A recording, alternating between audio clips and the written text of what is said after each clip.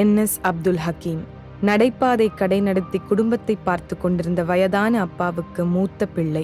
வீட்டை கவனிக்கும் அம்மா, ஒரு தங்கை மற்றும் சின்ன தம்பி என கோவையில் வசித்து வந்தது அவர்களின் எளிய குடும்பம்.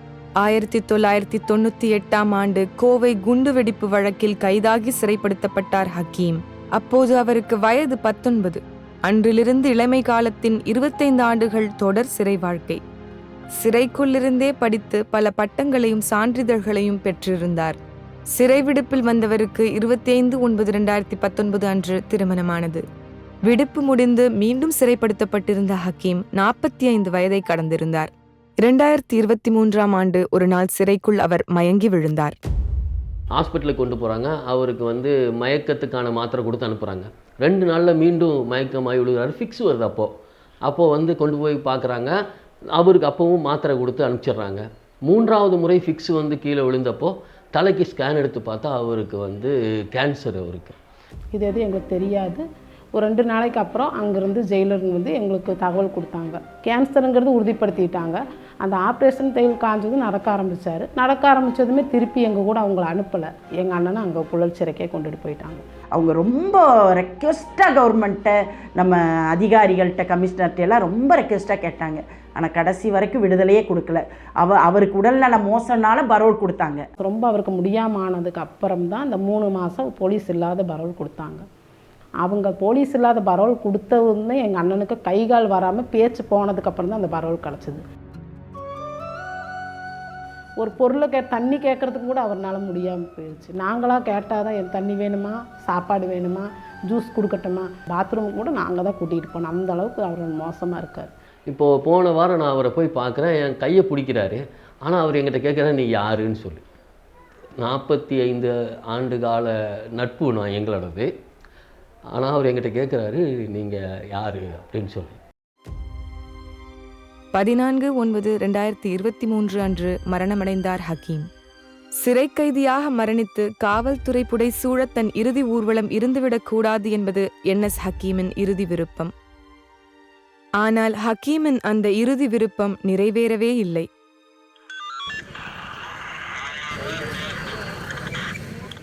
சிறையில் இருக்கும்போதே சபூர் ரஹ்மான், முகமது ஒசீர், ரிஸ்வான் பாஷான்னு சொல்லி 3 பேர் இறந்தாங்க. எல்லாருமே நோயெல்லாம் இல்லை, அந்த மன உளைச்சல்னால ஏற்பட்டக்கூடிய அந்த இருதய அடைப்புனால உடனடியாக இறந்தாங்க. அபுத்தாகிரியாவது நீங்கள் விடுதலை செய்யுங்க, அவர் நோயாளின்னு சொல்லி அவர் ஒரு நாள் ரொம்ப சீரியஸ் ஆகி இறந்தும் போயிடுறாரு. 60 வயது பூர்த்தி அடைஞ்ச வயதானவர்களை கண்காணிப்பாளர், சிறை சூப்பரண்டே என்ன பண்ணலான்னு சொன்னால் விடுதலை பண்ணிடலான்னு சிறை விதி இருக்குது. ஆனால் இந்த பாஷாபாய்க்கு 82 வயசாயிடுச்சு. 40 வருஷம் அவர் சிறை வாழ்க்கை தாமா, 40 ஆண்டுகள் விடுதலையே கொடுக்கல. கோவை சிறையில் 25 ஆண்டுகளுக்கு மேலாக அடைக்கப்பட்டிருந்த பாட்ஷா பரோலில் வந்தார். கடந்த சில மாதங்களாக பரோலில் இருந்து வரும் பாட்ஷா உடல்நல குறைவு காரணமாக மாலை 6:20 மணிக்கு அவர் உயிரிழந்தார்.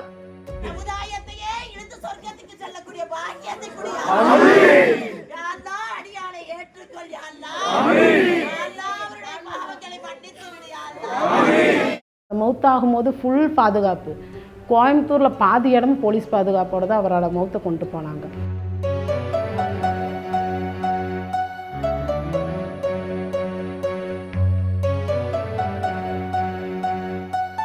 யாருமே விடுதலையாகியே போகாமல் சிறைவாசிகளாகவே மன்னரையில் அடைக்கப்பட்டாங்க. நாங்கள் சாதிப்பதற்காக கேட்கல. நாங்கள் விடுதலை சாவும் பொழுது சுதந்திர மனிதனாக சாவ விரும்புகிறோம், அவ்வளோ.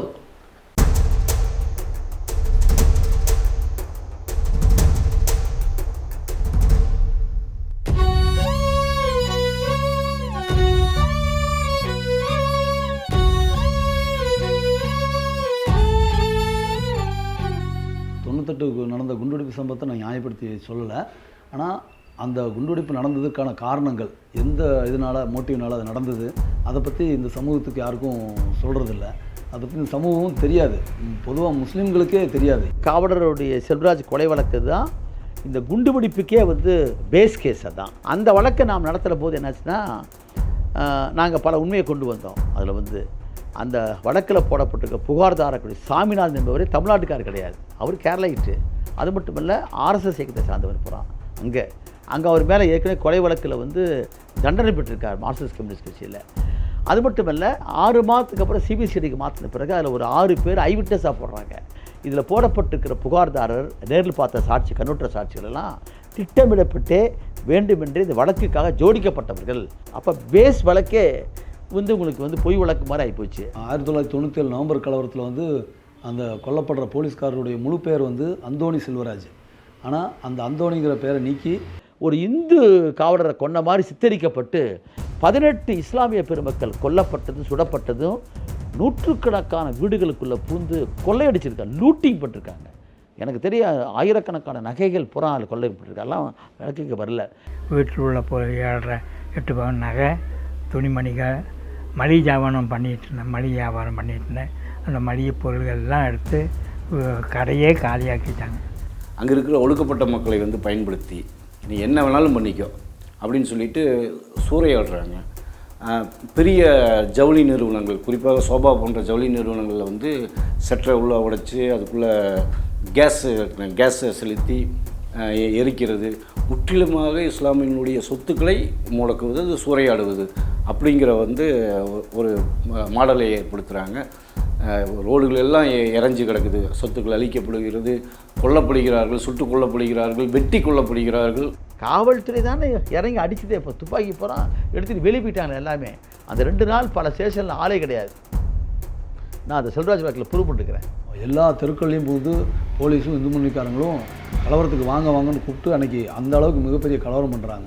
30 உயிர்கள் கொடூரமாக கொல்லப்படுது. அந்த அடித்து கொல்லப்பட்ட மக்கள் எல்லாம் நான் அன்றைக்கி போய் பார்க்குறேன். என் தம்பி அங்கே இருந்தால் அப்படி போய் பார்க்க போகிறேன். என்னுடைய ஒரு தம்பி அடிபட்டா அப்படின்னு சொல்லி இன்னொரு தம்பி போகிறேன். அப்படி அந்த தம்பியை தான் மர்டர் பண்ணுறாங்க. அப்போது அந்த தம்பியை நான் கூப்பிட்றதுக்கு வேண்டி போகிறேன். நான் மார்ச் ரூமுக்கு தான் போகிறேன். நான் அன்றைக்கி மார்ச் ரூம் போகும்போது ஒரே புணங்களாக கிடக்குறாங்க. ஹாரிஸ்னு அவரோட பாடி எடுத்து எல்லாத்தையும் குழி பண்ணிட்டு இருக்கும்போது அவரோட பாடி எடுத்து பார்க்குறோம். இது ரிமூவ் பண்ணும்போது இதை ரிமூவ் பண்ணும்போது அந்த இடத்துல அந்த ஆணுறுப்பு இல்லை. அப்போ எல்லோரும் ரொம்ப சங்கடமாகப்பட்டோம். என்ன இப்படி இந்தளவுக்கு கொடுமையாக இது பண்ணியிருக்காங்களே அப்படின்னு சொல்லி பார்த்தோம். அந்த பாத்திய வாயில் பார்த்தா லைட்டாக ஓப்பன் ஆன மாதிரி இருக்குது, பல்லு துருத்தின மாதிரி இருக்குது. இன்னும் போட்டு வாய் ஓப்பன் பண்ணி பார்த்தானா அந்த ஆணுறுப்பை கட் பண்ணி வாயில் சொருகி அந்த ஆணுறுப்பு வந்து வாயில் சொருகியிருக்காங்க. அப்போ ரொம்ப வேதனைப்பட்டு எல்லாமே அழுதுட்டோம். இது வந்து பயங்கரமாக அதாக இருக்குது, கொண்டு இருக்கிறாங்க, பயங்கரமாக நடந்திருக்குன்னு சொல்கிறேன். நான் வந்து அன்றைக்கி ஆதங்கத்தை இங்கே சமூகத்தில் வந்து சொல்கிறேன். அந்த மாதிரி நாங்கள்லாம் இது பார்த்ததுனால தான் நான் வந்து என் மேலே பொய்யா ஒரு வழக்கு போட்டாலுமே நான் அதை ஏற்றுக்கிட்டேன். அதாவது மருத்துவமனையில் வந்து நோயாளியை பார்க்க போனால பிடிச்சி உட்கார வச்சு 10 பேர் சேர்ந்து பெட்ரோலை தலையில் ஊற்றி எரித்து கொள்கிறாங்க. அந்த மாதிரி அநியாயங்கள் கோயம்புத்தூர் நடந்தது. எங்கள் வக்கீல் வாதாடினது அதுதான். ஒரு அநியாயம் நடக்கும்போது தடுக்க வேண்டிய நிர்வாகமும், தடுக்க வேண்டிய காவல்துறையும், தடுக்க வேண்டிய அரசாங்கமும் என்னை பார்த்து வேடிக்கை பார்த்து கொண்டு இருந்தால் அந்த மாதிரி நடக்கிறது இயல்பு தான். எல்லாருமே வேடிக்கை கைகட்டி வேடிக்கை பார்த்தாங்க. அரசு முற்றிலுமாக ஸ்தம்பிச்சு போயிருந்தது. 3 நாட்கள் நீங்கள் கோவையில் வந்து அரசு நிர்வாகத்தினுடைய கட்டுப்பாட்டில் இல்லை, அது வந்து படுகொலையாளர்களுடைய கட்டுப்பாடுகளில் தான் அன்றைக்கு வந்து பெரிய வெறியாட்டம் நடந்தது. அன்றைக்கி படுகொலை செய்யப்பட்டவங்களுக்கு ஒரு ஆறுதலாக கூட நிற்கலை. அரசு வந்து அந்த மக்கள் பக்கத்தில் நிற்கலை. அன்னைக்கு இருந்த ஆட்சி வந்து திராவிட முன்னேற்ற கழகம் தான் அப்போது ஆட்சியில் இருக்குது. பயன்படுத்தி யார்? இந்துத்துவ அமைப்புகள் போகிறான். அப்படி பயன்படுத்தி திட்டமிடப்பட்டு நடப்பட்ட ஒரு படுகொலை தான், கலவரம் தான், வன்முறை தான். அது வந்து ஏறக்குறைய குஜராத்தில் நடந்த 2002 நடந்திருக்கக்கூடிய ஒரு படுகொலையை போன்ற ஒரு படுகொலை. அது வந்து கோயம்புத்தூர் மாடலை முன்வைத்து முழுமையாக வந்து நீங்கள் குஜராத்தில் இதே தான், அதையும் ஒப்பிட்டு பார்த்தீங்கன்னா குஜராத்தில் வந்து இதே மாதிரி தான் நடந்தது. அதற்கு மாடலாக கோயம்புத்தூர் இருந்தது. ஆனால் அந்த வழக்கு விசாரணையை பற்றி ஒரு சரியான ஒரு புலன் விசாரணை மேற்கொள்ளப்படாமல் சும்மா பேருக்கு போடப்பட்ட வழக்கில் போடப்பட்ட அத்தனை பேரும் விடுதலை செய்யப்பட்டாங்க. அந்த மாதிரி அநியாயங்களுக்கு கூட ஒரு நியாயமான நீதி கிடைக்கல. ஆனால் அவங்களுக்கு எந்த பாதிக்கப்பட்டவங்களுக்கு எந்த நிவாரணமும் கிடைக்கல. 19 பேர் கொல்லப்பட்டாங்க. சிறுபான்மையினர் காவலர்னு சொல்லப்படுகிற கருணாநிதி அவர்கள் வந்து எட்டி குடி பார்க்கல அந்த இடத்துக்கு. அந்த 18 உடல்களை கொண்டாந்து உக்கடத்தில் வின்சென்ட் ரோட்டில் வந்து பெரேடு பண்ணும்போது அதை பார்த்துருக்க இளைஞர்கள் வந்து அந்த கோவத்தில் தான் வந்து 14/2/98 அந்த குண்டுவெடிப்பில் வந்து ஏறக்குறைய 58 பேர் வந்து இறந்து போகிறாங்க. பல இடங்களில் 152 பேர் காயப்படுறாங்க. 6 கோடி ரூபா பெருமளுக்கு சேதமாகுது. பிப்ரவரி 14 1998 குண்டு வெடிக்கும் அப்படின்னு சொல்லி சாதாரண மக்களுக்கே தெரியும். இதை எப்படியாவது தடுத்து வந்து அமைதியை நிலைநாட்டணும்னு சொல்லிட்டு இஸ்லாமிய அமைப்புகள் வந்து அதுக்காக முன்முயற்சிகளை எடுத்தாங்க. அதையும் மீறி அதை வந்து நடந்திருக்குதுன்னா அது வந்து அரசு காவல்துறை அனுமதிச்சதுன்னு தான் சொல்ல முடியும். அதனால் இதெல்லாம் போலீஸுக்கு முன்கூட்டியே தெரியும். போலீஸும் இதில் வந்து அவங்களுடைய அவங்க கெட்டுப்போன பேரை வந்து சரி பண்ணுறதுக்காக வேண்டி இது அவங்களும் இதுக்கு வந்து சப்போர்ட் பண்ணி அனுமதிச்சிட்டாங்க. பல்வேறு மனித உரிமை ஆர்வலர்கள் வந்து இந்த சந்தேகங்களை எல்லாம் வந்து எழுப்புனாங்க. எப்படி வந்து காவல்துறை அலுவலகத்தில் முன்னாடி வச்சுருந்து வெடிக்கலை எடுத்துட்டாங்க, அத்வானியை பேச இருந்த மேடைக்கேறுகள் இருந்தது எப்படி எடுத்தீங்க, ஏன்னா கோட்ரஸில் இருந்தது எப்படி எடுத்தீங்க அப்படிங்கிற இந்த சந்தேகங்களெல்லாம் நிறைய பேர் அப்போவே வந்து எழுப்புனாங்க. அதில் வந்து அவங்க விசாரணை பண்ணி 2002 வந்து சார்ஜ் ஷீட் போட்டு அதில் 175 பேரை வந்து குற்றஞ்சாட்டப்பட்டவர்களாக காண்பிக்கப்பட்டு அதில் 167 பேரை கைது பண்ணி அந்த 167 பேர்த்தில் வந்து கோயம்புத்தூர்லேருந்து மேட்டுப்பாளையம் போகிற வழியில் கலைஞர் நகர், ஹோசிமின் நகர், அண்ணா நகர்னு இருக்குது போகிறான். அந்த பகுதி மக்களுக்கு இதுக்கு சம்மந்தமே கிடையாது. ஒரு 72 பேரை வந்து அந்த பகுதி மக்களுக்கு நடந்த சம்பவத்துக்கு வந்து சும்மா ஏதோ அவங்க தகராறுலாம் பண்ணி ஆர்ப்பாட்டம் பண்ணியிருக்காங்க, ரோடு மறியல் பண்ணியிருக்காங்க. அவங்கள கொண்டாந்து இந்த வழக்கில் சேர்த்தி ஆக மொத்தம் 175 பேரை காமிச்சு 2007 ஆகஸ்ட் மாதம் வந்து 1ஆம் தேதி அன்னைக்கு தீர்ப்பு சொல்கிறாங்க. அந்த 167 பேரில் 41 பேர்த்துக்கு வாழ்நாள் சிறை அது கொடுத்தாங்க. ஒரு 13 பேர்த்துக்கு வந்து 11 ஆண்டுகள் கொடுத்தாங்க. மற்றவங்களுக்கெல்லாம் 2 ஆண்டுகள்லேருந்து தண்டனை, 2 வருஷம், சில பேர்த்துக்கு 3 ஆண்டுகள், சில பேர்த்துக்கு 5 ஆண்டுகள், இப்படி ஒவ்வொருத்தருக்கும் ஒவ்வொரு விதமான தண்டனைகள் விதிக்கப்பட்டுச்சு. ஆனால் நாங்கள் எல்லாரும் சிறையில் இருந்த காலங்கள் 10 ஆண்டுகள். இதில் பெரும் அநீதி என்ன அப்படின்னா, பெரும் அநீதி 6 வருஷம் தண்டனை எப்போ சொல்கிறாங்கன்னா, நான் 10 வருஷம் சிறைவாசம், அதாவது 1998 ஜெயிலுக்கு போகிறேன். 2008 வரைக்கும் எனக்கு எந்த பெயிலோ எதுவுமே கொடுக்கப்படலை. 2008 வந்து எனக்கு ஜட்ஜ்மெண்ட் கொடுக்குறாங்க, 6 வருஷம் தண்டனை கொடுக்குறாங்க. அப்போ நான் 4 வருஷம் எக்ஸ்ட்ரா இருந்திருக்கிறேன். அப்போ நான் கேட்குறேன் அவங்கள்ட்ட, ரிலீஸ்னால் எப்படி சார், கேஸ்லேருந்து வழக்குலேருந்து விடுதலையா, இல்லை பாய் குறைஞ்ச தண்டனை தான் உங்களுக்கு அப்படிங்கிறாரு. அப்போ நான் சொல்கிறேன், குறைஞ்ச தண்டனை தான், நான் 10 வருஷம் இருந்துட்டேன், எனக்கு என்ன நிவாரணம் பண்ண போகிறீங்க அப்படின்னு. பாய் அந்த மாதிரிலாம் எதுவும் கேட்டுறாங்க பாய், நீங்கள் வந்து உங்களுக்கு கண்ணை மூடி காதை பற்றிட்டு நீங்கள் வந்து ஜட்ஜ்மெண்ட் கொடுப்பாங்க, உங்களை வெளியே விட்டுருவாங்க, நீங்கள் அப்படியே வந்துடலாம் அப்படி சொல்கிறாங்க, அப்படியே வந்துடலாம். அப்புறம் இதை கேட்டு நம்ம எப்படி பேசுவோம், நம்ம பேசவே இல்லை. அன்றைக்கி பிறகு வந்து ஹைகோர்ட்டில் அப்பீல் பண்ணோம். அப்பீலில் வந்து நாங்களே வந்து ஆர்கியூ பண்ணோம். வந்து இங்கே 41 பேருங்கிறத அதே வந்து அவங்க வந்து ரத்து பண்ணி 21 பேர் மட்டும்தான் வந்து இதில் வாழ்நாள் சிறையில் வந்து இருக்கக்கூடியன்னு சொல்லி பண்ணாங்க. 21 பேர்த்தில் பாட்சாபாயை பொறுத்த அளவுக்கு வந்து அப்பீலே வேணான்ட்டார். நான் உள்ளுக்குள்ளே இருந்தே நான் வந்து இதாகிக்கிறேன். இறந்து போனவங்க போக இப்போ பார்த்தீங்கன்னா 18 பேர் தான் சுப்ரீம் கோர்ட்டில் அப்பீலில் பெண்டிங் இருக்காங்க. இந்தியாவிலேயே இந்த கேஸு இதுவரை நீண்ட காலமாக நிலுவையில் இருக்கக்கூடிய வழக்கு இந்த வழக்கு தாங்க. கோயம்புத்தூர் குண்டுவெடிப்பு வழக்கை மட்டும் இதுவரை உச்சநீதிமன்றம் இறுதி விசாரணைக்கு எடுத்துக்கொள்ளப்படவே இல்லை. 10 ஆண்டுகள் வந்து நான் சிறையில் கழிச்சிருக்கேன். என்னைக்கு எங்களை வந்து கைது செய்து கொண்டு போய் வச்சாங்களோ அன்று முதல் நான் விடுதலை ஆகிற வரை இந்த 167 பேர்த்தில் ஒருத்தருக்கு கூட பிணை வழங்கப்படவே இல்லை. இடைக்கால பிணை கொடுக்கறது அல்லது உடல்நிலை சரியில்லாமல் கொடுக்கறதுங்கிறதெல்லாம் ஒரு மனித உரிமை பிரச்சனை. உலகத்தில் எங்கே வந்து தவறு செய்யப்பட்டு வழக்குகள் பதிவு செய்யப்பட்டாலும் உடனடியாக குற்றம் சாட்டப்பட்ட அன்றைக்கு நாங்கள் வந்து குற்றவாளிகள் அல்ல, குற்றம் சாட்டப்பட்டோர் தான். குற்றம் சாட்டப்பட்டோருக்கு பிணை வழங்கப்படும்.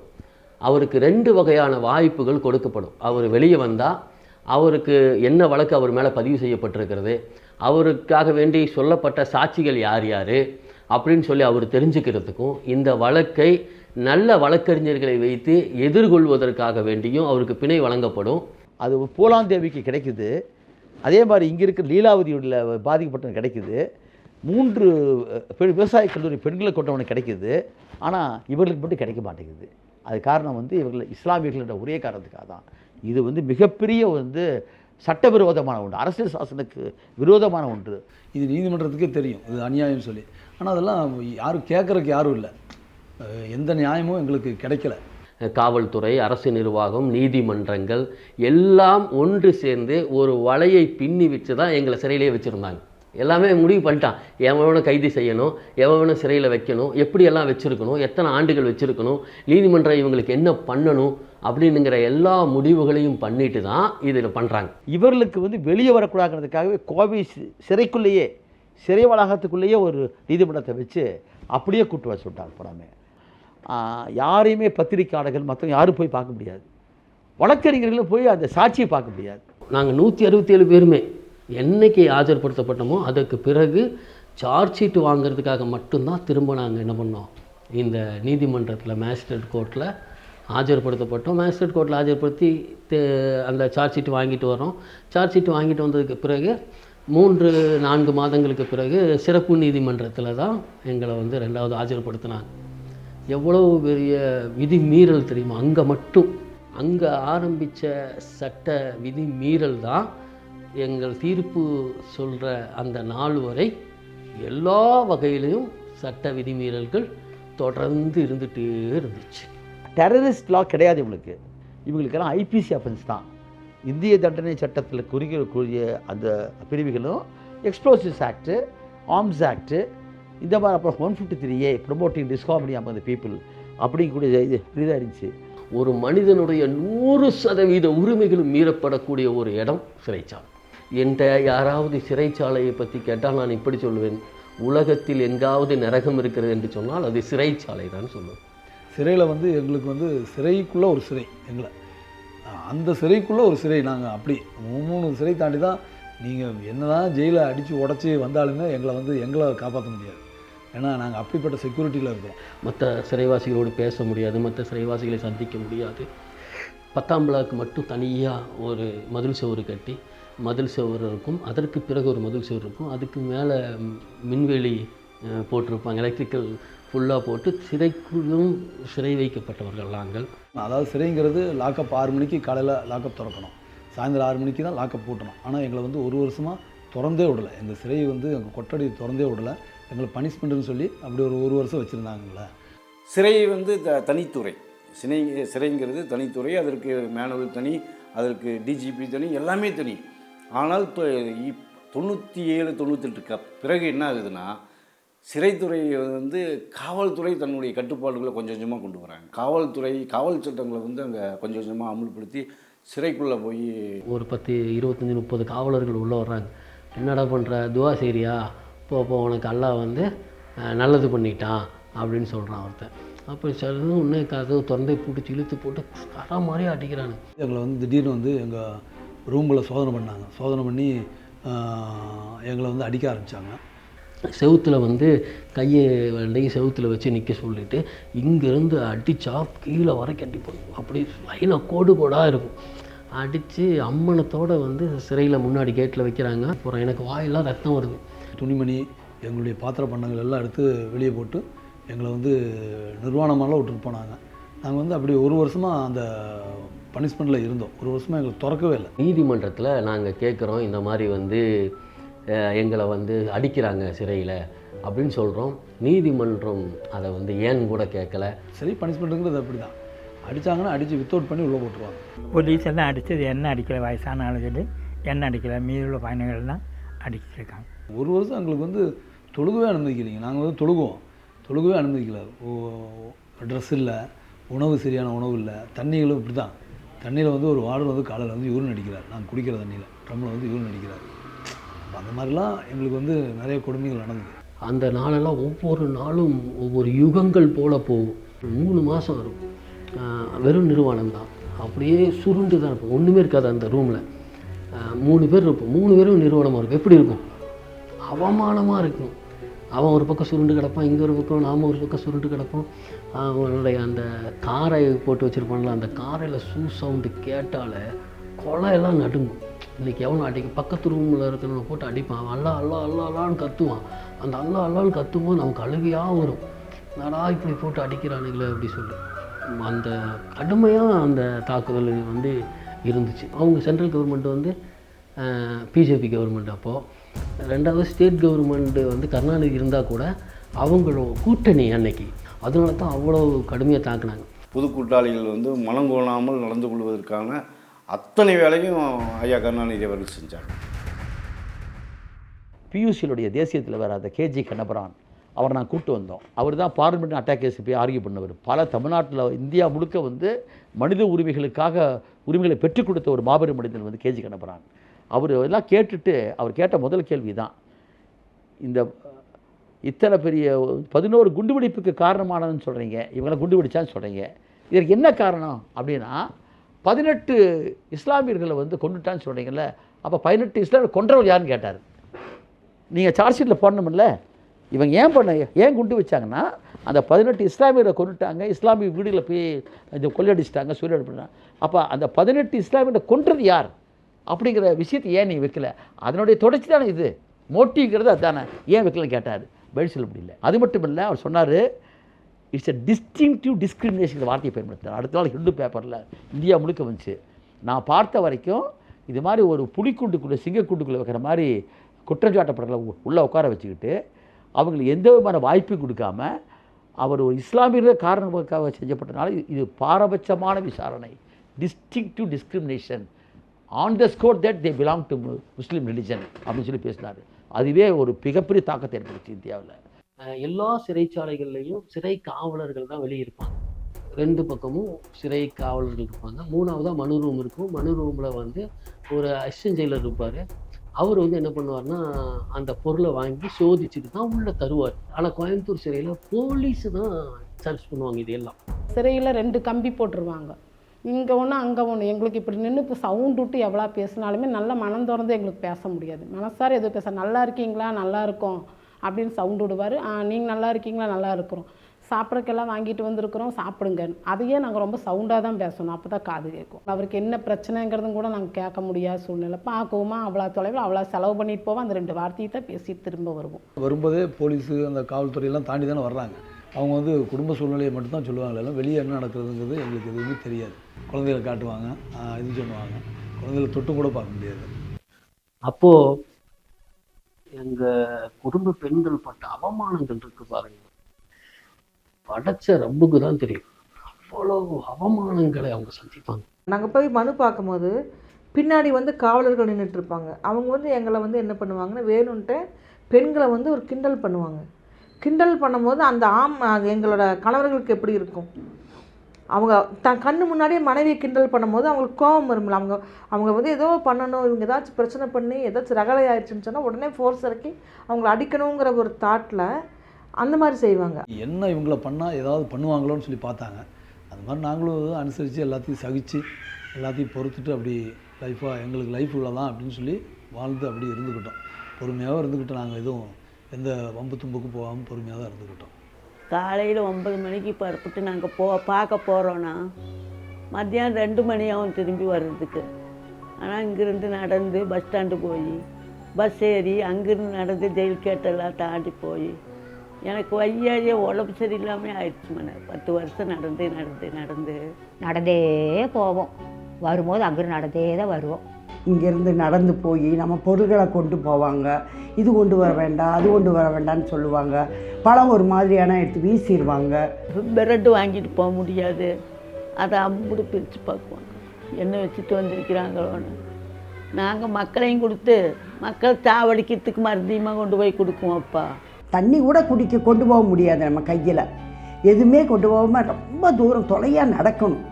நடந்து போய் தான் அந்த மனுவை பார்த்துட்டு அவ்வளோ நேரம் அந்த கம்பிக்கு பின்னால் நின்று பேசிட்டு வரணும். அந்த பொருள் கொண்டு போகணுமல்ல, அதுக்கு வேண்டிய பொருளாதாரம் கூட எங்கள்கிட்ட இருக்காது. போயிட்டு வர்றாண்ட 300 ரூபா 400 ரூபா வேணும். இந்த சென்னைக்கு மாற்றினதுக்கு அப்புறம் தான் ரொம்ப சிரமப்பட்டோம். நாங்கள் எங்களால் அவ்வளோ செலவெல்லாம் பண்ணி பார்க்க போக முடியாது, அந்தளவு குடும்ப சூழ்நிலை. அதனால் நாங்கள் பார்க்க கொஞ்ச நாள் போகாமையே இருந்தோம். அப்புறம் திருப்பி இடையில ஒரு வாய்ப்பு கிடைக்கும் போது போவோம். அப்போது கடனை வாங்கிட்டு ஏதாவது சாப்பிட்றதுக்கு வாங்கிட்டு அந்த ட்ரெயின் செலவுக்கும் போட்டுட்டு நைட் ட்ரெயின் ஏறுவோம். காலையில் போய் சேருவோம். காலெல்லாம் வீங்கிடும் எனக்கு ட்ரெயினில் உட்காந்து. திருப்பி காலையில் போய் ஏதோ ஒரு கடையில் சாப்பிடவும் கூட நிற்க மாட்டேன். எங்களுக்கு அப்படியே சிறைக்கு போகிறதுக்கு அந்த ஜங்ஷன்லேருந்து 3/4 மணி நேரம் புழல் சிறைக்கு. அங்கே போய் மனு எழுதி ரொம்ப சிரமம். மதியானம் 1 மணி 2 மணி ஆயிரும். திருப்பி அங்கேருந்து ஒரு 1/2 மணி நேரம் பார்க்க காமிக்குவாங்க, பேசுவோம். திருப்பி ஜங்ஷன் வந்து ஏறி இவ்வளோ தொலைவில் நாங்கள் வருவோம். போகிறதே தூரம், எங்களை அப்படி அலைக்கழிப்பாங்க, இப்படி போங்க அப்படி போங்கன்னு சொல்லி நாங்கள் இங்கேருந்து போய் பார்த்துட்டு வீட்டில் வந்து 2 நாளைக்கு 3 நாளைக்கு எனக்கு எந்திரிக்க முடியாமல் செத்த போன மாட்டு நாங்கள் கிடப்போம்.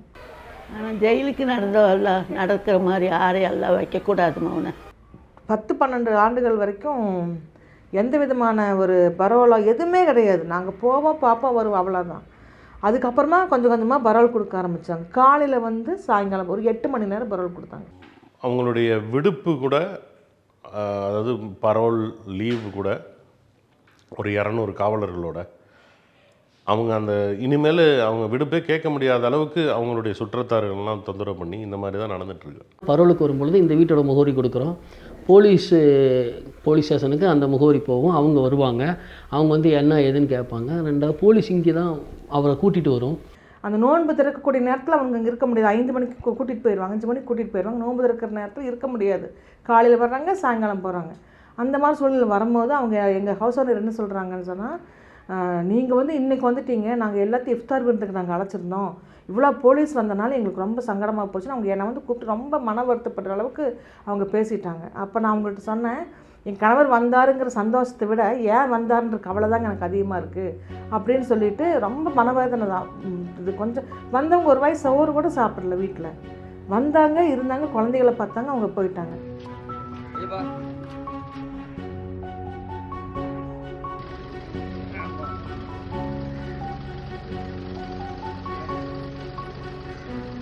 மற்ற சிறைவாசிகளுக்கு அவர் வந்து காலையில் ஜெயிலேருந்து வெளியே வருவார். காந்திபுரம் பஸ் ஸ்டாண்ட்லேருந்து பஸ் ஏறி அவர் சொந்த ஊருக்கு சேலமோ நாமக்கல்லோ வேறு எந்த ஊருக்கோ அவர் வந்து பஸ் ஏறி வீட்டுக்கு போயிடலாம். ஆனால் இஸ்லாமியர்களுக்கு அப்படி இல்லை. வழிகாவலோடு தான் ஒரு சிறைவாசியை விடுப்பு கொடுத்து அனுப்புவாங்க. அந்த வழிகாவல் எப்போ கிடைக்குதோ அப்போ தான் சிறை விடுப்பு கிடைக்கும். 2 ஆண்டுகள் சிறையில் கழிச்சா அவனுக்கு வந்து 3 மாத பரோல் வழிகாவல் இல்லாமல் கொடுக்குறாங்க. 25 ஆண்டுகளை கழித்த எங்களுக்கு ஒரே ஒரு நாள் தான் பரோலே தரும் வழிகாவலோடு. அது வந்து சிறையை வந்து இங்கே தான் ப்ரிசன்னு நம்ம சொல்கிறோம். யூஸ்வலாக அதோட பேர் வந்து கரெக்ஷனல் சென்டர் தான். ஒரு தவறை திருத்துறதுக்கான ஒரு இடமா தான் சிறை இருக்கணும். பட் இங்கே வந்து அன்ஃபார்ச்சுனேட்லி அந்த மாதிரி ஆம்பிட்டுக்குள்ளே இங்கே சிறைகள் இருக்கிறது இல்லை. காந்தி என்ன சொன்னார்னா, சிறை என்பது ஒரு மருத்துவமனையை போல். எப்படி ஒரு நோயாளியை வந்து மருத்துவமனையில் ட்ரீட்மெண்ட் கொடுத்து அவன் திருத்தணுமோ, அதே போல் சிறைச்சாலை குற்றம் செய்வது என்பது ஒரு மனோநிலை, அது ஒரு நோய் நிலை. அந்த மனோநிலையை வந்து நீங்கள் மாற்றுவதற்காக தான் இருக்கணுமே தவிர அவனை வந்து அடித்து கொள்றதுலாம் கிடையாது, சித்திரவதை கிடையாதுன்னு சொல்லியிருக்காரு. காந்தி சொன்னதையும் பின்பற்றலை, உலகம் முழுக்க இருக்கக்கூடிய ஏற்றுக்கொள்ளப்பட்ட அனைவரையும் பின்பற்றலை, சுப்ரீம் கோர்ட் கொடுத்துக்கிற தீர்ப்புகளையும் இன்றைக்கும் வந்து சரி அமல்படுத்தலை. அதிலே பாதிக்கப்பட்டவன் யாரானா இந்த மாதிரி இஸ்லாமிய மக்கள் அல்லது வந்து தலித் மக்கள் அல்லது பழங்குடி மக்கள், இவங்கள தான் வந்து பாதிக்கப்பட்டிருக்காங்க. 2008 அண்ணாவுடைய 100வது பிறந்த நாளைக்கு ஒரு அறிவிப்பு அரசு செய்யுது. 8 ஆண்டுகள் சிறையில் கழித்த ஆயுள் தண்டனை சிறைவாசிகள் விடுதலை செய்யப்படுவார்கள். அப்போது நாங்கள் எல்லாருமே விடுதலைக்கு தகுதியானவர்கள். எல்லா ஆயுள் தண்டனை சிறைவாசிகளுடைய கணக்கும் எடுக்கப்படுகிறது. எல்லாம் எடுக்கிறாங்க. 8 வருஷம் கழித்த கைதிகளாக இருக்காங்க. இப்போ மதுரையில் தோழர் லீலாவதியை கொலை பண்ணினவங்க திமுகவை சேர்ந்த ஒரு 4 பேர் உள்ளே இருக்காங்க. லீலாவதின்னு சொல்லக்கூடிய ஒரு மாநகராட்சி மார்க்சிஸ்ட் கட்சியுடைய கவுன்சிலர் பட்ட பகலில் படுகொலை செய்யப்பட்டாங்க திமுக இருக்கக்கூடிய சில பேர்த்தால். ஒரு பெண்ணை, நிரபராதியான பெண்ணை மார்க்கெட்டுக்கு வந்து நிற்கும்போது அந்த படுகொலை செஞ்சதை வந்து சுப்ரீம் கோர்ட் என்ன அப்சர்வ் பண்ணான்னா, இவர்களுக்கெல்லாம் கருணையே காட்டக்கூடாது, ஒரு நிரபராதி பெண்ணை போய் பட்ட பகலில் கொண்டிருக்காங்க, மக்களுக்காக போராடுறாங்கன்னு சொன்னார். அந்த 4 கொலை கைதிகளுடைய லிஸ்ட் எடுக்கும் பொழுது 8 ஆண்டுகள் அவங்களுக்கு பூர்த்தி ஆகலை. அப்போது அழகிரி வந்து மத்திய அமைச்சர். உடனே அவர் என்ன பண்ணார்னா தகவல் சொல்கிறாரு, 8 ஆண்டுகள் இன்னும் ஆவலன்னு சொன்னாங்க. 2 நாள் கழித்து மீண்டும் ஒரு அறிவிப்பு செய்து அண்ணாவுடைய 100வது ஆண்டு சிறப்பு என்பதால் 7 ஆண்டுகளில் கழித்த கைதிகள் விடுதலை செய்யப்படுவாருன்னு அரசு வந்து முதல்ல போட்ட அந்த அறிவிப்பை ரத்து செய்துவிட்டு 7 ஆண்டுகள் சொல்லி அந்த 4 பேர் விடுதலை செய்யப்பட்டாங்க. அந்த இதில் கடைசியில் என்ன ஆச்சுன்னு தெரியல, எங்கேருந்து இந்த அரசாங்கத்துக்கு பிரசங்கர் வந்ததுன்னு தெரியல. அதுக்கு முன்னாடி மத மோதல்கள், குண்டுவெடிப்புகள் இதில் இருக்கிறவங்கள தவிர அப்படின்னு சொல்லி ஒரு பாட்டை கொண்டு வர்றாங்க. அதில் கருணை அடிப்படையில் பார்க்கப்பட வேண்டிய அத்தனை சலுகை யாருக்கு இருக்குன்னா முஸ்லீம்கள் இருக்குது. ஏன்னா நீதிமன்றமே சொல்லி இருக்குது இவங்களை வந்து கருணை அடிப்படையில் பார்க்கணும்னு சொல்லி இருக்குது. ஆனா லீலாவதி கொலை வழக்கில் மட்டும் தமிழக முதல்வர்கள் கருணை அடிப்படையில் பார்த்திருக்கார். ஆனா முஸ்லீம்கள் 10 ஆண்டு சிறை தண்டனை கழித்திருக்கிறாங்க. அதுல கருணை அடிப்படையில் பார்க்கப்படவில்லை. எத்தனை இளைஞர்கள் 16 வயதுக்கு உட்பட்ட இளைஞர்கள் சிறையில் இருக்கிறாங்க, பல குடும்பங்களை சந்திச்சிருக்கிறாங்க, நோய்வாய்ப்பட்டிருக்கிறாங்க, சாக கிடக்கிறாங்க. அவங்க மேல கருணை அடிப்படையில் பார்க்கப்படல. ஆனா இந்த கருணாநிதி அவர்கள், முதல்வர் அவர்கள் யார் லீலாவதி கொலை வழக்கில் இருக்காங்க, மாபெரும் தவறு. பாக்கி இருக்காங்க பார்த்தீங்களா, இவங்க எல்லாமே வந்து சாதாரண கொலை வழக்கில் தண்டிக்கப்பட்டவங்க. 302 IPC 2008 அண்ணாவுடைய 100வது பிறந்த நாளைக்கு போட்ட உத்தரவுலேருந்து இன்னைக்கு போட்டிருக்கிற இந்த உத்தரவு வரைக்கும் எல்லா அரசு உத்தரவுகளும் இவங்களுக்கு செல்லுபடியாகும். இவங்களுக்கு வந்து வெடிமருந்து சட்டத்தில் தண்டிக்கப்பட்டவர்கள் அல்ல, மத மோதல்களில் தண்டிக்கப்பட்டவர்கள் அல்ல. எல்லாத்துடைய வழக்கினுடைய தீர்ப்புலையும் இவர்கள் 302 சட்டப்பிரிவில் படி இவர்களுக்கு ஆயுள் தண்டனை விதிக்கப்பட்டிருக்கு. இவங்களுடைய விடுதலையை ஏன் தடுத்து வச்சிருக்கீங்க? அதே மாதிரி கோயம்புத்தூரில் விவசாய கல்லூரியில் 3 பெண்கள் தருமபுரி பக்கத்தில் வந்து எரித்து கொல்லப்பட்டாங்க. அந்த பஸ்ஸில் ஜெயலலிதாவை கன்விக்ஷன் பண்ணும்போது அந்த வழக்கில் பார்த்தீங்கன்னா விடுதலையே செய்யக்கூடாதுன்னு சொல்லி இருந்துச்சு. ஏன்னா இவர்கள் மனித சமூகத்தோடு வாழக்கூட தகுதியற்றவர்கள் இவர்கள்னு சொல்லி சுப்ரீம் கோர்ட்டு கண்டனம் தெரிவித்து மரண தண்டனையை ஆயுள் தண்டனையை மாற்றுது. ஆனால் எடப்பாடி பழனிசாமி அவங்களுடைய ஆட்சி காலத்தில் அவர்கள் விடுதலை செய்யப்பட்டாங்களே அதிமுக காரர்கள் என்பதனால். அரசுக்கு தகுந்த மாதிரி அந்த விடுதலை பண்ணணும்னா அந்த சட்டத்தையே மாற்றி அமைச்சு அதுக்கான அரசாணையை பிறப்பித்து விடுதலை பண்ணுறாங்க. ஆனால் இவங்க முஸ்லீமுங்கிற ஒரே காரணத்துக்காக தான் இந்த அளவுக்கு நீட்டிச்சு போனாங்கங்கிறத நாங்கள் கண்கூட உணர்ந்திருக்கோம். சட்டத்துக்கு முன்னே எல்லாம் ஒரே சட்டம் தானே வேணும், அது செய்யாமல் இன்னும் போட்டுட்ருக்காங்க. முஸ்லீம்னு ஒரு காரணத்தால் தான் எல்லாம் இன்னும் இருந்துகிட்ருக்காங்க. திமுகட்ட நாங்கள் போய் பல முறை மனு கொடுத்தோம்.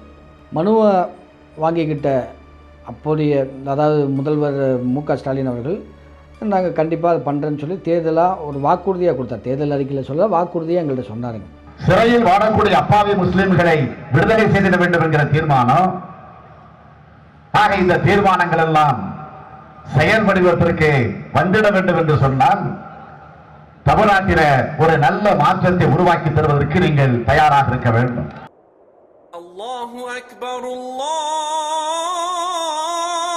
அக்பர், அல்லாஹு அக்பர், அல்லாஹு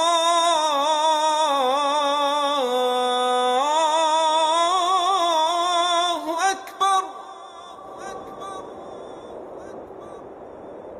2021 டிசம்பர் மாதம் ஆதிநாதன் குழு வந்து அமைக்கிறதாக அறிவித்தாங்க. அந்த ஆதிநாதன் குழு முறைப்படி சம்பந்தப்பட்ட சிறைவாசி குடும்பங்களை பார்க்கணும், சம்பந்தப்பட்ட விசாரணை அதிகாரிகளை பார்க்கணும், சம்பந்தப்பட்ட சிறைவாசிகளின் உடல்நலை பார்க்கணும். அந்த ஆணையங்கிறது என்டையர் எல்லாத்தையும் கேட்கணும். கருத்துரு கேட்டு தான் முடிவெடுப்பு தான் ஆணையம். அந்த ஆதிநாதன் குழு அப்படி நடைபெறவில்லை. ஏதோ ஒரு விஷயம் செய்யக்கூடாதுன்னா குழுவை போட்டுருவாங்க அந்த காலத்தில். அந்த மாதிரி உங்களை ஏமாத்துறாங்கம்மா, நீங்களும் ஏமாந்து சுற்றிட்டே இருக்கிறீங்க. எல்லாத்துக்கும் ஒரு குழு போட்டீங்க. அந்த குழு ஆதிநாதன் குழுன்னு சொல்கிறாங்க. அது யார் ஆதிநாதன் என்னான்னு சொல்லி எங்கள் காது கேட்குற வரைக்கும் ஒரு இதெல்லாம் ஒரு கண் துடைப்பு நாடகம்னு சொல்கிறாங்க. 2 விஹெச்பி மெம்பர்ஸ், அவங்க வந்து கண்ணன் சசிகுமார் 2 பேர். அவங்களால ஒரு இஸ்லாமியர் கொல்லப்படுறாரு. அதில் கோர்ட்டோடைய நெருக்கடியிலையோ இல்லைன்னா கோர்ட்டோட நெருக்கடி இல்லாமலோ கூட இவங்க வந்து விடுதலை செய்ய தயாராக இருக்காங்க. ஸோ இது வந்து டிஸ்கிரிமினேஷன் இருக்குங்க. ஒரு பக்கமும் சட்டப்பூர்வமான முயற்சிகளை நாம் எடுக்கிறோம். இந்த அரசாணை படி சிறையினுடைய விதிகளின்படி என்னை இத்தனை ஆண்டுகள் சிறையில் வைத்திருப்பது சட்டவிரோதமானது அப்படின்னுங்கிற ஒரு நியாயத்தை நம்ம தரப்பில் இருக்கிற நியாயங்களை எடுத்துட்டு நாம் சுப்ரீம் கோர்ட்டுக்கு போகிறோம். ஒவ்வொரு பள்ளிவாசல்கள்லையும் போய் நாங்கள் வந்து சுப்ரீம் கோர்ட்டில் இந்த வழக்கை எதிர்கொள்கிறோம், இத்தனை ஆண்டுகளாக சிறையில் இருக்கோம், இவ்வளோ பொருளாதார ரீதியாக செலவு இருக்குது, எங்களுக்கு உதவி செய்யுங்கன்னு சொல்லி எங்கள் குடும்பத்தினுடைய உறுப்பினர்கள் பள்ளிவாசலில் போய் பிச்சை கேட்குற மாதிரி நின்று ஒவ்வொரு ரூபாயோ 2 ரூபாயோ 10 ரூபாயோ 50 ரூபாயோ அவங்க போடுற ஒவ்வொரு பள்ளிவாசல்லையும் அதிகபட்சமாக 1000 ரூபாய் 1500 ரூபா கிடைக்கும்.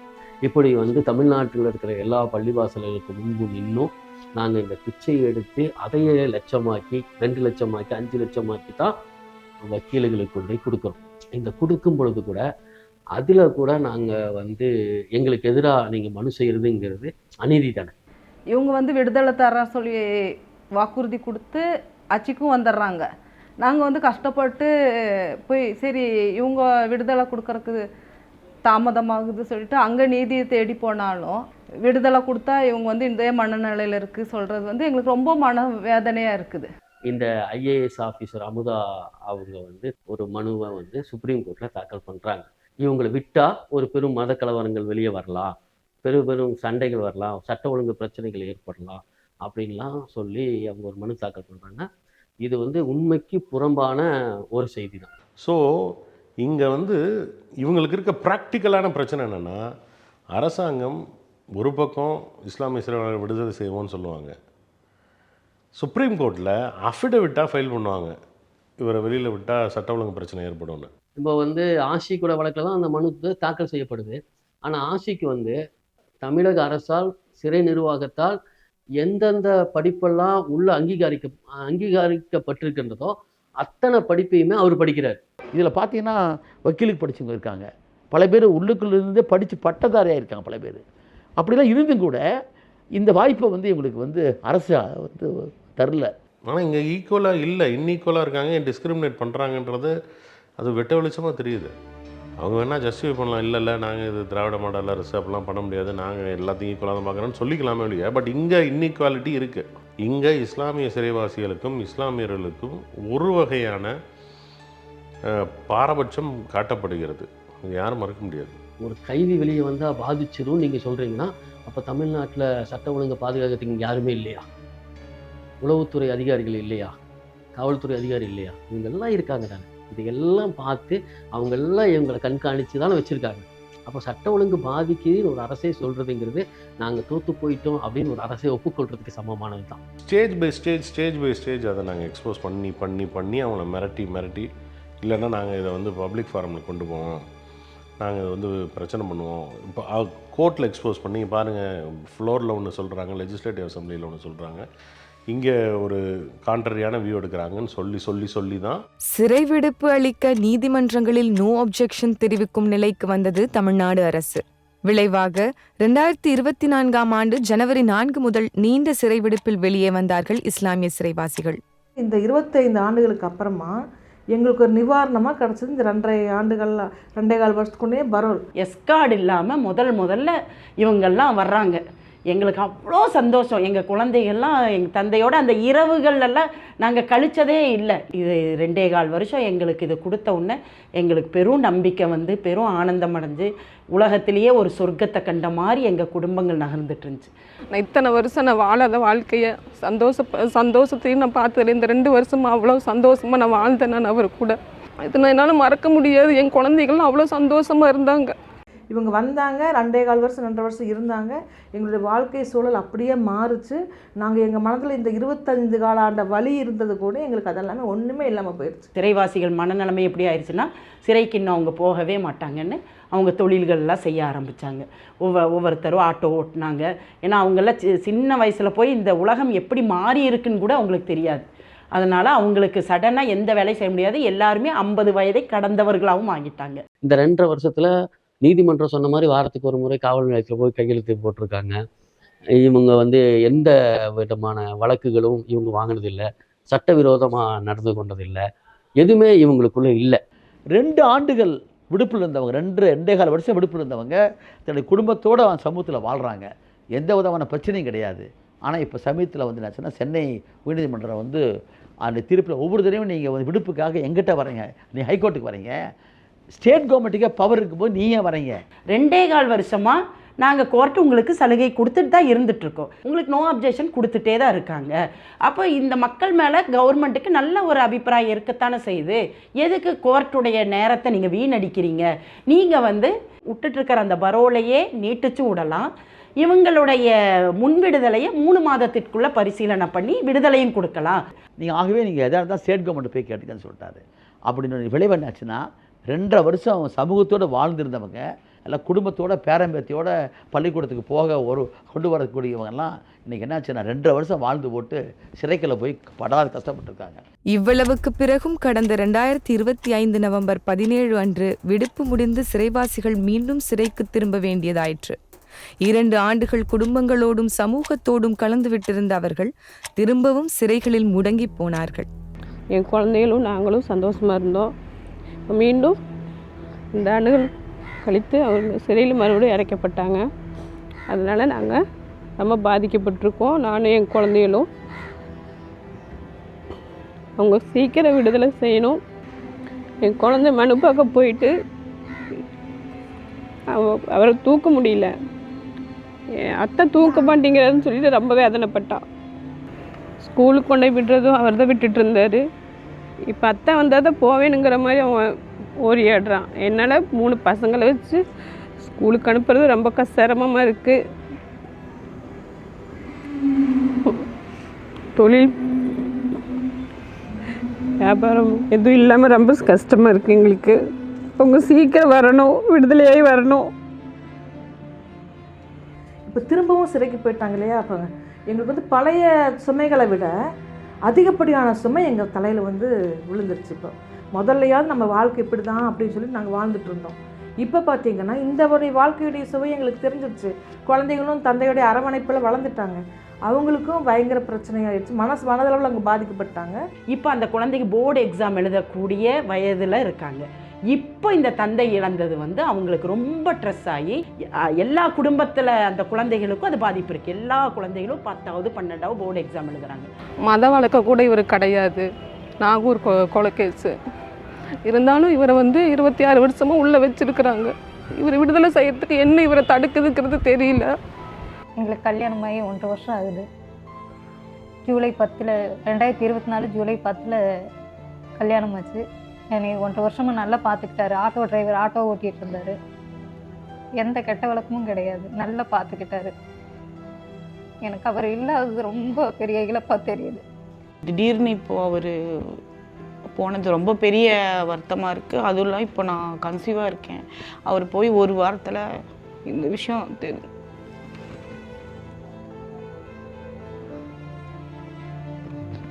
ஒரு வாரத்தில் இந்த விஷயம் இருக்குங்கிற மாதிரி இருந்தது. அது ட்வின்ஸு.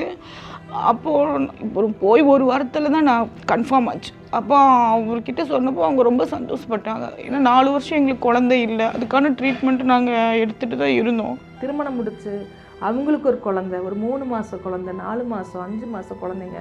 மற்றவங்க இப்போ புதுசாக திருமணம் முடித்தவங்களாம் கர்ப்பிணிகளாக இருக்கிறாங்க. நாங்கள் எந்த வழியை அனுபவித்தோமோ அடுத்த தலைமுறை அந்த வழியில் வந்து நிற்குது.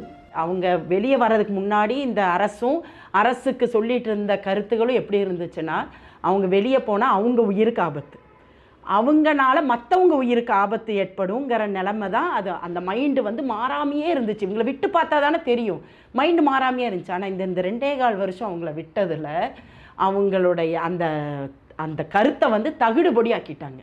அவங்க முழுமையான நன்னடத்தையாக இருப்பாங்கங்கிறத முழு சான்றளித்து அவங்களும் கொடுத்துட்டாங்க, அந்த குடும்பத்தினரும் கொடுத்துட்டோம், அவங்கள வாட்ச் பண்ண அதிகாரிகளும் கொடுத்துட்டாங்க, நன்னடத்தை அலுவலரும் கொடுத்துட்டாங்க. ரே ஆஃப் ஹோப்னு ஒன்று சொல்லுவாங்க. எப்படின்னா சட்டத்தில் வந்து ஒருத்தன் சிறைவாசம் போகிறான்னா தான் என்னைக்காவது வெளியில் வரணுன்ற விருப்பம் இருக்கு, அப்படி ஒரு வாய்ப்பு இருக்கிறவன் தான் திருந்துறதுக்கான வாய்ப்பும் எடுத்துக்குவான். அந்த சான்ஸ் ஆஃப் கெட்டிங் ரிமோர்ஸ் அப்போ தான் வரும் அவனுக்கு. அந்த ரே ஆஃப் ஹோப், அந்த நம்பிக்கையின் கீற்று எங்கேயோ ஒரு நாள் நம்ம வருவோம் அப்படின்னு தெரிஞ்சால் தான் அது வரைக்கும் நம்ம வந்து தன்னுடைய உயிரை பிடிச்சி வச்சு எப்படியாவது நல்லபடியாக இருக்கணும் அப்படின்னு நினைப்பாங்க. நீ எவ்வளோ கடுமையான குற்றச்சாட்டாக இருந்தாலும் சரி, தண்டனை வருகிற போது மனிதர்களை திருத்துவதற்காகத்தான் சட்டம் இருக்குது. ரெஹபிலிட்டேஷன் தான், ரிஃபர்மேஷன் தான், ரிட்ரிபியூஷன் கிடையாது. பல்லுக்கு பல்லு, கண்ணுக்கு கண்ணுலாம் கிடையாது.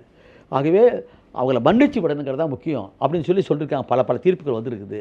குற்றம் சாட்டப்பட்டவனை வந்து தண்டிக்கிற போது அவன் செய்த குற்றத்திற்கு தான் தண்டனை தவிர மனிதனுங்கிற போல அவனுக்கு மனித உரிமை உண்டுங்கிறது தான் நம்ம நாட்டு சட்டம். ஏன்னா ஐநா மன்றத்தில் நாம் வந்து சித்திரவதைக்கு எதிரான இதில் நாம் கையெழுத்து போட்டுக்கிறோம். சிறையில் இருக்கிறவங்களுக்கு மட்டும் அது தண்டனை இல்லை, மொத்த குடும்பத்திற்கு, குழந்தைகளுக்கு, எல்லாருக்குமே அது வந்து ஒரு மிகப்பெரிய தண்டனையாக இருந்தது. காவல்துறை மட்டும் ஒன்றும் இல்லைங்க. அந்த ஜஹாங்கீருக்கு வந்து நீ வந்து லைசன்ஸ் இல்லை, சட்டப்படி பார்த்தா அது அஃபென்ஸ் கிடையாது, நோட்டீஸ் கொடுத்தா போதும். அவன் உனக்கு நோட்டீஸ் தரேன், நீ ஃபைனை கட்டுன்னு சொல்லியிருந்தால் பிரச்சனை முடிஞ்சு போயிருக்கும். அவன் தான் A26 அந்த பாம்பிளாஸ் கேஸில் நல்லா ஞாபகம் இருக்கு எனக்கு. ஸோ ஜஹாங்கீர்கிட்ட வந்து ஒரு மோட்டார் வெஹிக்கிள்ஸ் ஆக்ட் பிரகாரம் ஒரு நோட்டீஸ் கொடுத்துருந்தீங்கன்னா இது சம்பவம் நடந்திருக்காது. அதாவது சந்திரசேகருக்கும் இவர் வந்து அன்சாரி கலையில் வாய் வார்த்தை வந்திருக்காது. அதை ஒட்டி ஒரு செல்வராஜ் கொலை செய்யப்பட்டிருக்க மாட்டார், அதை ஒட்டி 18 பேர் கொல்லப்பட்டிருக்க மாட்டாங்க, அதை ஒட்டி ஒரு பெரிய இது வந்திருக்காது. இது காரணம் என்ன? காவல்துறையுடைய அணுகுமுறை தான். இஸ்லாமியன்னா நீ வேறு மாதிரி ட்ரீட் பண்ணுவேன், அதான் கேட்க வராது. ஏன் மற்றவனெல்லாம் நீ வெளியே அனுப்பிச்சி விட்ற, இவரை மட்டும் உள்ளே உட்கார சொல்லி கேட்க போகிறாரு. அப்போ நீ சட்டப்படி ரைட், அப்போ நான் பண்ணல தப்பு தான், இந்த நோட்டீஸ் கொடுத்துருந்தா பிரச்சனை முடிஞ்சு போயிருக்கும். இதுதான் அடிப்படை. இப்போது நான் என்ன கேட்குறேன் அப்படின்னா, நாங்கள் வந்து 98 குண்டுவெடிப்பு வழக்கில் கைது செய்யப்பட்டோம் என்பதற்காகவே நாங்கள் இந்த உலகத்தில் வாழ தகுதி இல்லாதவர்களா?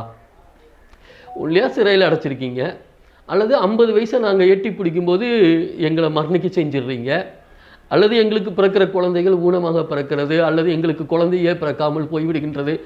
நாங்கள் எல்லாமே இந்த உலகத்தில் எங்களுடைய தலைமுறையை முடிச்சிடணும் முடிவு இல்லைங்கதா? எங்களுடைய தலைமுறையை முடிச்சுட்டாங்க. எப்படிப்பட்ட துர்பாக்கியம் தெரியுமா? நாங்கள் எல்லா இடத்திலையும் நாங்கள் அனாதையாக்கப்பட்டவர்கள். நாங்கள் எங்களை சுதந்திர மனிதனாக கூட நீங்கள் சாக விட மாட்டேனுங்கிறதுல உங்களுக்கு என்ன ஆசை என்பதுதான் அரசுக்கு முன்னால் நாம் வைப்ப கேள்வி.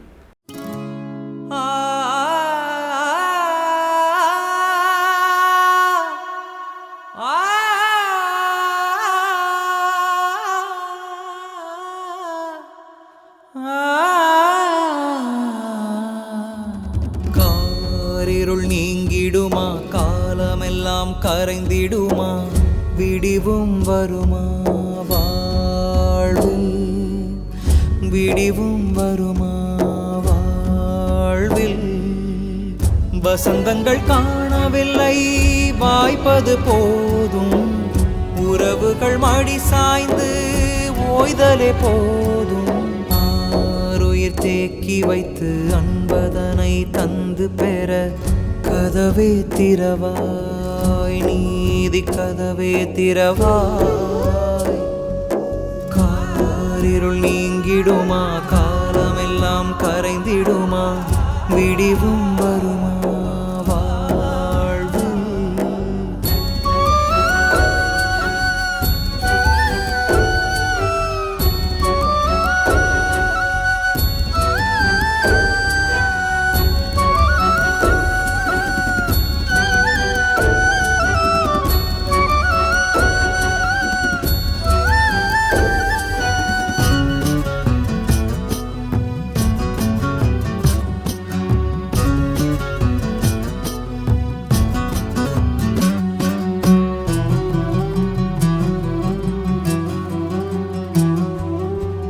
சிறகுகள் சிதைந்த பறவைகளாக கூண்டிட ஏதான் ஆண்டுகள் போக, திறப்பதை மறுப்பதுவா நியாயம்? வீடுகள் தனிப்பட்டு உறவுகள் வதைப்பட்டு, வறுமையின் தீனாவும் முதுமையின் கொடுநோவும், வெறுமையில் தள்ளும் தனிமையில் கொள்ளும், இரவினில் செல்லும் நிலவிதை சொல்லும்.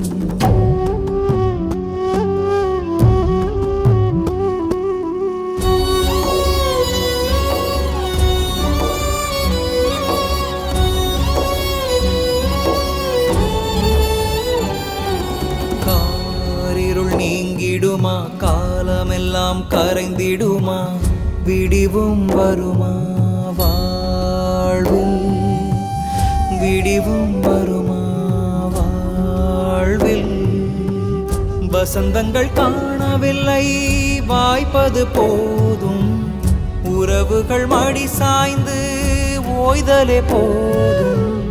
வசந்தங்கள் காணவில்லை, வாய்ப்பது போதும், உறவுகள் மடி சாய்ந்து ஓய்தலே போதும். ஆருயிர் தேக்கி வைத்து அன்பதனை தந்து பெற கதவே திறவாய், நீதி கதவே திறவாய், நீதி கதவே திறந்திடுவாய்.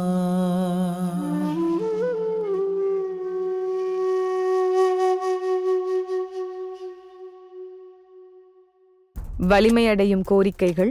நெருங்கி வரும் தேர்தலை உணர்ந்த தமிழ்நாடு அரசு கடந்த பிப்ரவரி 28, 2026 முதல் 60 நாள்கள் சிறை விடுப்பு வழங்கி சிறைவாசிகளை விடுவித்திருக்கிறது.